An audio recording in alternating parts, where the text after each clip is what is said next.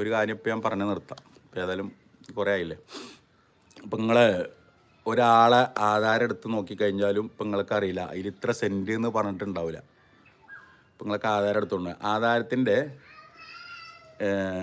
ഇത്ര 6 എന്ന് പറഞ്ഞിട്ടാണ് 2.6 സ്ക്വയർ mm എന്നൊക്കെ പറഞ്ഞിട്ടാണ് ഉണ്ടാവുക. അല്ല ഇത്ര സെൻറ്റ് എന്ന് പറഞ്ഞിട്ട് നിങ്ങൾ ആധാരം മറച്ചു നോക്കി കഴിഞ്ഞാൽ ഇപ്പം ഞാൻ പറയണം എൻ്റെ വീട് നിൽക്കുന്ന 8 സെൻറ്റിലാണ്.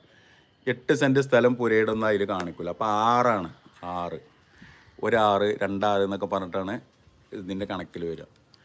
അപ്പോൾ നമ്മൾക്കത് എങ്ങനെ സെൻറ്റിലാക്കാന്ന് വെച്ചാൽ 1 6 എന്ന് പറയുമ്പോൾ നമ്മളിപ്പോൾ 2.46 പറഞ്ഞാൽ ഞാൻ പറഞ്ഞ കാൽക്കുലേറ്റർ എടുക്കുക.